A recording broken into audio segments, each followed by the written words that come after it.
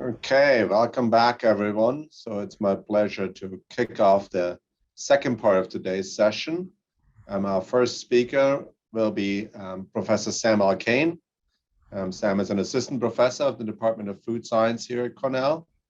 His overall research program focuses on developing technologies that improve the quality, safety, and potential novel applications of fermented dairy products and co-products. Sam, take it away. Sure, hold on. Let me just make sure I click the right buttons here.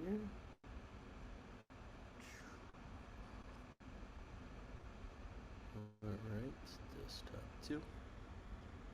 Alright, everyone can see the screen all right? Looks good, yeah. Great.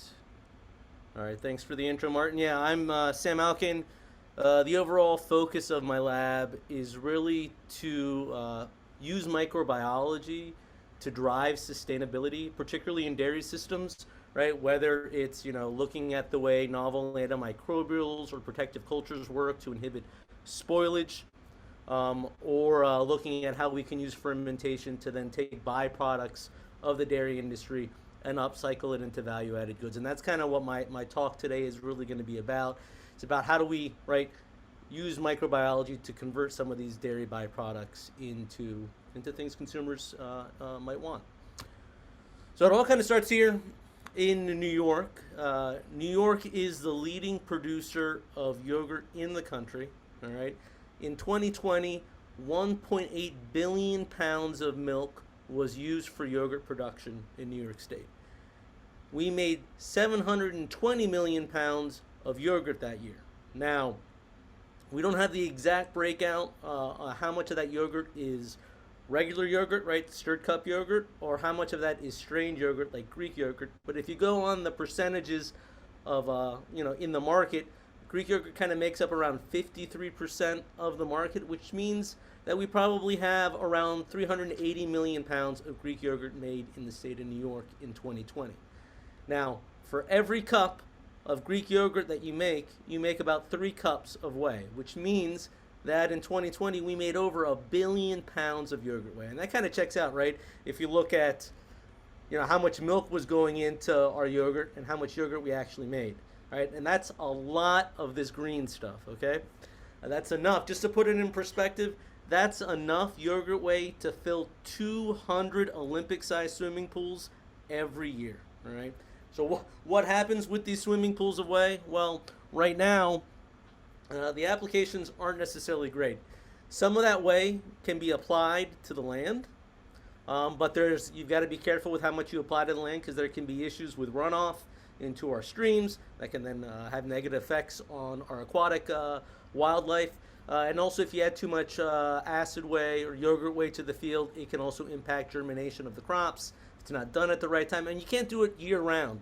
As soon as there's snow, and there's still snow now, we just got some snow this past weekend, you can't apply it to fields. We can feed it to animals, but there's only so much liquid, right, that you can take in their diet, so that can't use it all up.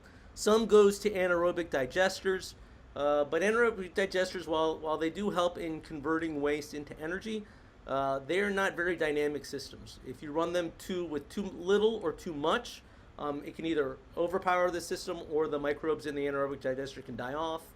And then a lot of companies here in New York State send their yogurt whey to wastewater treatment facilities, which cost them money. So, what's going on with these yogurt whey? What can we do with it? So that leads us here. In yogurt whey, when a lot of people think about whey, they think about protein. In yogurt whey, here's some analysis that was done by our colleagues here in the department, Carmen Moraro and her grad students. There is essentially no protein left in Greek yogurt whey. If you're making the yogurt right, there's a high heat treatment. It denatures the whey protein and it gets stuck with the white mass. Now, there are some great things that are in yogurt whey. Number one, there are a lot of minerals and electrolytes. Because of the pH of yogurt whey, it's around 4 or 5, a lot of the colloidal calcium phosphate will solubilize, and instead of staying with the casein, it'll go out with the whey. So we have much higher levels of calcium and phosphorus than you would see and other dairy byproducts. So these are really excellent sources of these type of minerals. There's also a good source of different vitamin Bs. So these are beneficial for human health, and we're just throwing these away. The other thing that yogurt whey has a bit of is it also has a bit of lactose, and this can kind of be a challenge, right? We have a lot of lactose on the market, and that's kind of the problem. And it's not just a problem for yogurt. When we look at overall our dairy supply chain, we are really good in dairy at valorizing protein, whether it's taking skim milk and making cheese, and then taking the whey from that cheese and pulling out the whey protein using membrane filtration. Then we're left with this whey permeate, which is rich in lactose.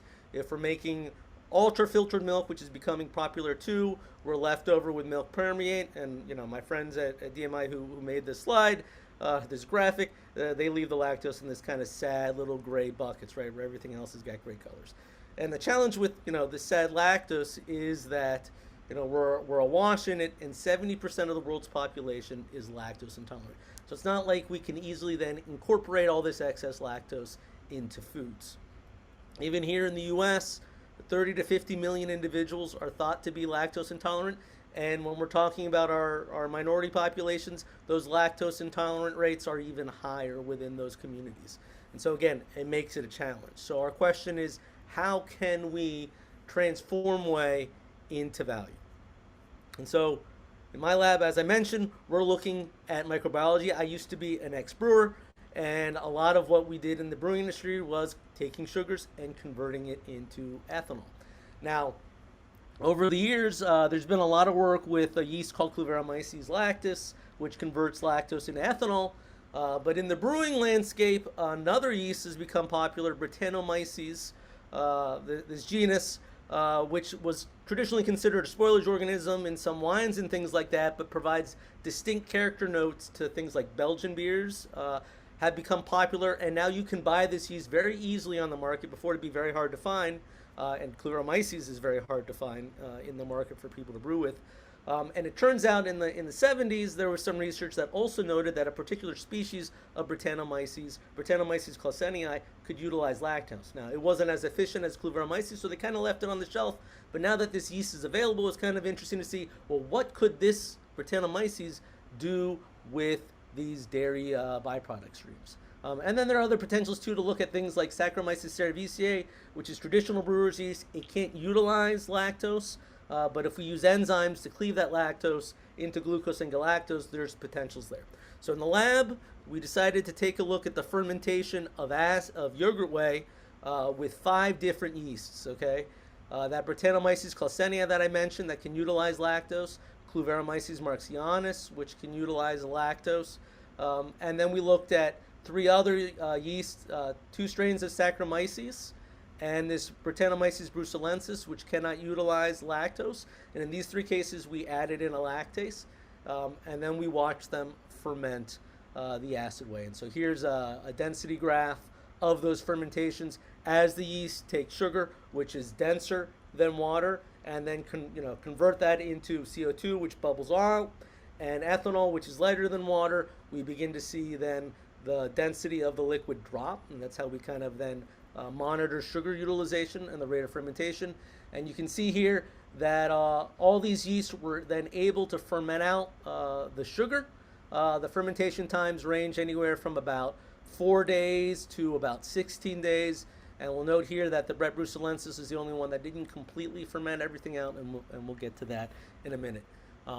But we were able to, kind of look at the fermentation dynamics of these different yeasts with acid whey and produce this kind of beverage.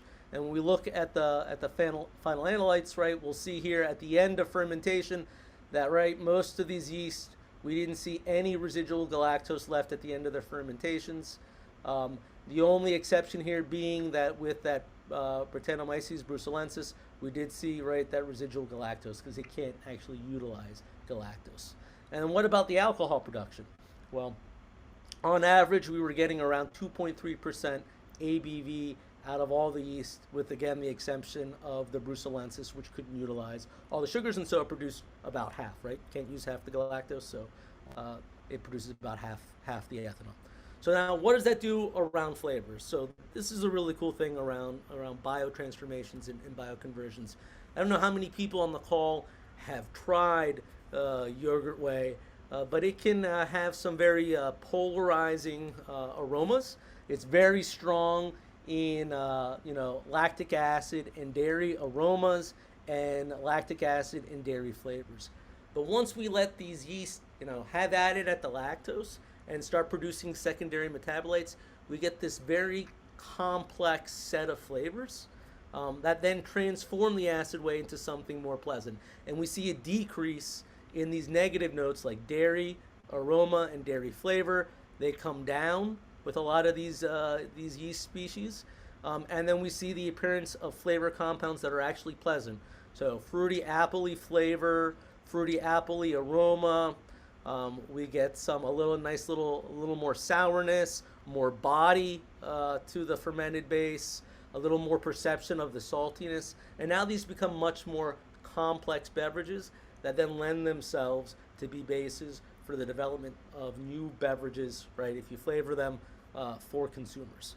And so we had a lot of positive feedback on then those fermentations, and we're now looking at how to take those to the next level. Now, another thing that we came across when looking at, how can we use yeast to then convert lactose into different value-added ingredients in beverages was understanding how the yeast dealt with the dairy sugars, right? Now, dairy has lactose, but we can also break that lactose into glucose and galactose. We could have just glucose, and we could have just galactose.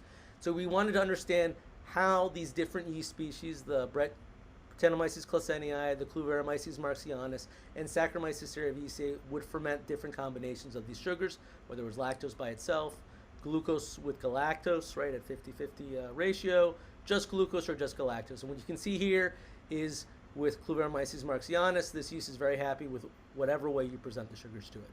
Saccharomyces cerevisiae doesn't like lactose, it can't utilize it, so it doesn't ferment it out. But once you've cleaved the lactose, it's pretty happy with the sugars in whatever state it's in. Now, our Brettanomyces claussenii that we've been interested in, it will ferment out the lactose. It'll ferment out glucose by itself. It'll ferment out galactose kind of in the same profile that it ferments out lactose, which is a bit slower than the other two yeast. But once you give it glucose and galactose at the same time, something interesting happens, right? Even though it has those same sugars in lactose itself, once they're hydrolyzed and presented to it, it ferments the glucose, but then it gets stuck, and it's leaving behind the galactose. And when we looked at the final sugar profile at the end of fermentation, that's exactly what we saw. So here's our Brettanomyces claussenii. Started off when we looked at the fermentation with glucose and galactose, where it's about a 50-50 split. At the end of that fermentation, we still have quite a bit of that galactose left over. Now, is that good or bad? Well, actually, it represents an interesting opportunity, all right? What I call a galactic opportunity. So galactose is actually twice as sweet as lactose. All right, so you have half as much of it, but it's essentially then as sweet as lactose. It's low glycemic, right, unlike glucose, so you don't get that sugar spike in the blood. So people that are concerned about that can consume galactose safely. And then galactose, when it's brought into the body, is converted by the liver into hepatic glycogen. If you are a long-distance runner, a biker, a performance athlete, and you hit that wall, it means that your cells are depleting the glycogen reserves in them, right? That's the energy reserves. And so by providing galactose, we might be able to help athletes then restore those glycogen reserves more quickly. So there might be an opportunity for selectively fermenting out glucose in dairy byproducts and then leaving galactose as a potential ingredient or as the sweetening sugar for beverages made from these substrates. Now, work in my lab is now progressing where we're trying to understand how do we optimize these fermentations for different dairy byproducts and understanding then how things like temperature, the ratio of lactase to lactose, the pH of those products then impact either ethanol yields or the amount of galactose that we're able to leave behind in the finished product. And so we're working on these models that can then be utilized by industry to then potentially optimize the fermentations of these byproducts into value-added beverages. Now, that's the ethanol side of the fermentation coin. There's the other side, right? Ethanol fermentation being anaerobic. What happens if we change those conditions? I don't know how many of you are fans of kombucha. I am a kombucha fan. I'm actually drinking it now during my presentation. Um, Kombucha uh, involves a complex set of fermentations. That's a SCOBY, a symbiotic uh, um, combination of a community of bacteria and yeast. And essentially what's going on in there, it's a two-step fermentation where yeast like Saccharomyces cerevisiae is taking the simple sugars that are in the kombucha and converting it into ethanol. And then acetobacter, in the presence of oxygen, is taking that ethanol and converting it into acetic acid, the major organic acid found in these kombucha products, and sometimes thought to have some health promoting benefits for the body. The cool thing about the Brettanomyces claussenii that we've been working with is that, under those anaerobic conditions, it can take lactose and convert it into ethanol. But once you give it oxygen, it can actually take that lactose and convert it directly into acetic acid. And it is the only microorganism that, for some reason, can do this direct conversion of lactose into acetic acid. So we wanted to better understand how this worked in the lab. So we decided to go out and collect a bunch of strains of Brettanomyces claussenii, which is also sometimes known as Decara anomala. We got a bunch from the USDA library. I mentioned that there are commercial strains of Brett claussenii available out there as well. We brought in one of those. And then we used two different control strains of Brett brucellensis, which we know can't utilize lactose but does produce acetic acid from simple sugars, and Claviromyces lactis, which utilizes lactose but doesn't produce acetic acid. And we did some studies looking at then the conversion of lactose into acetic acid by these strains. And what you can see here on the left is the production of acetic acid at 0, 1 week, and 2 weeks of fermentation. And you'll see that some of these strains were able to produce nearly, a 1% acetic acid in the finished liquid. But there was variability in acetic acid production. So it is not, the ability to do this is not ubiquitous among the species. So that provides some opportunities for potentially optimizing, right, selection for strains that are high acetic acid producers. And then when we look at lactose utilization here on the right, this is the lactose content at the beginning, right? So around the level that we would have in yogurt whey. Some of the strains, right, were able to utilize quite a bit of the lactose, but others were not. And some of the ones that didn't quite utilize the lactose were then low acetic acid producers. So again, it's interesting to note that this species, for some reason, it's not typically found in dairy, can utilize lactose, but that ability is variable within the species, and again provides some opportunities for optimization. We then decided to calculate kind of what was the yields of acetic acid based on the lactose and that efficiency. And what we decided to do to go forward with experiments is that we ended up going with this commercial strain, which it had essentially the highest yield and the highest efficiency, right? It wasn't statistically significant different from some of the other high producing strains. So we went forward with that to better understand the dynamics of the fermentation. So we went back and again looked at acetic acid production and lactose utilization over time.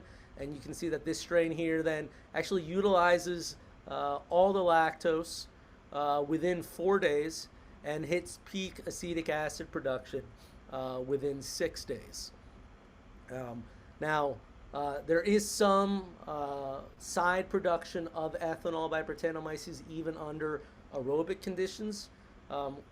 But by about 2 weeks, we begin to drop below the 0.5% level, which is important because we don't always want to make alcoholic beverages. Not everyone wants to have a drink, right, in the middle of the day. They want to be able to work and not worry about that. And so this kind of cutoff of 0.5% ABV is critical to be considered a non-alcoholic beverage. So within 2 weeks, right, we can produce then a product or a base that is non-alcoholic and contains acetic acid and has all the lactose utilized. And similarly to the work that we've been doing on the ethanol side, we are also then developing models so that we can optimize these fermentations and then convert lactose into acetic acid and minimize ethanol content by controlling conditions like aeration of the fermentation, We're also looking at dynamics like pH of the substrate and the pitch rate of the yeast that we're using. Now, I had mentioned earlier that issue with the ability to selectively ferment out the glucose and leave behind the galactose. We found that we can also do that under aerobic conditions, and we're also working then to develop models to optimize acetic acid production and residual galactose so that we can make better for you beverages out of these dairy byproducts, thus adding value to something that might otherwise be waste. And we're in the process of doing product development. At the end of this month, we're going to be taking some of these, what I'll call kombuchas, and flavoring them up and putting them in front of consumers to understand how they think they compare to the traditional kombuchas that are out on the market. I think this is really an opportunity to lead the way to a new category of beverages that take these undervalued streams and then add value to them. And we're not the only ones playing in the space. There's a lot of great startups that are looking to do this. So, for example, in Ottawa, there in Canada, we've got a company called Dairy Distillery, which is taking milk permeate from a Saputo plant, and they are then using a yeast, Brettanomyces, to ferment out that lactose into a high alcohol load, and then they're distilling that alcohol, and they're making a product called vodka, which is a really nice, clean, distinct vodka. And they're also, this last year, they also came out with a cream liqueur. So they're, right, you can imagine bringing in the milk to the facility, right? You separate off the cream, then you've got your skim milk, then you concentrate that milk with the UF, you've got that milk permeate, you ferment the milk permeate, distill off the ethanol, and you add it back to the cream, and you've got this cool product. And that's been doing well. They even also came out with the chocolate milk one, which is super cool. There's also Wayward Spirits out of Oregon, which is taking cheese whey permeate and fermenting that into a neutral spirit. And then there's some that aren't even playing in the alcohol space. They're kind of working in the non-alcoholic beverage space. There's Superfrau, which is taking yogurt whey and blending it up into a light functional sparkling tonic, which has just hit the market at the start of this year.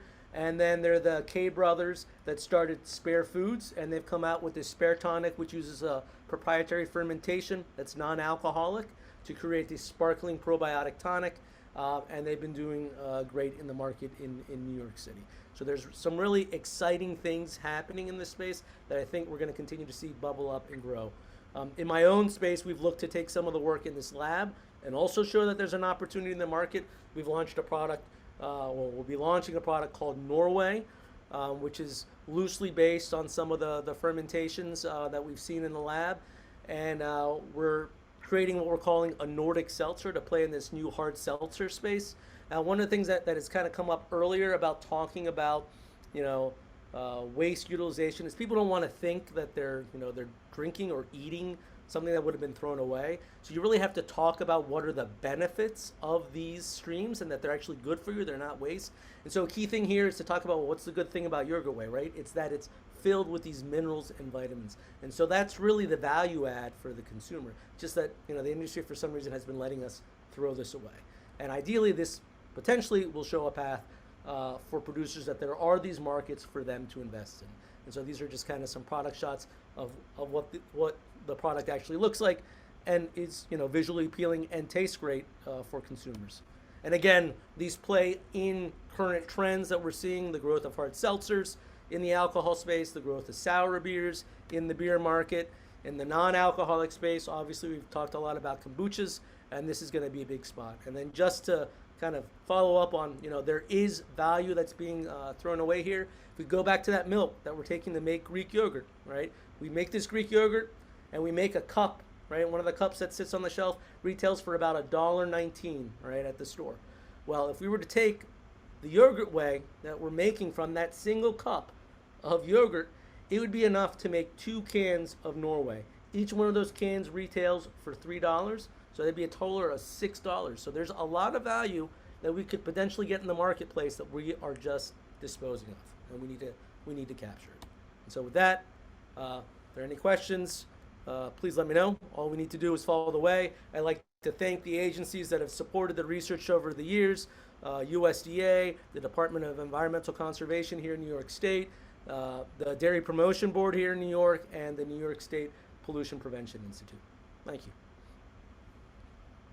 Thanks, Sam, and thanks for some great examples of upcycling, using sort of dairy as an example. Questions for Sam?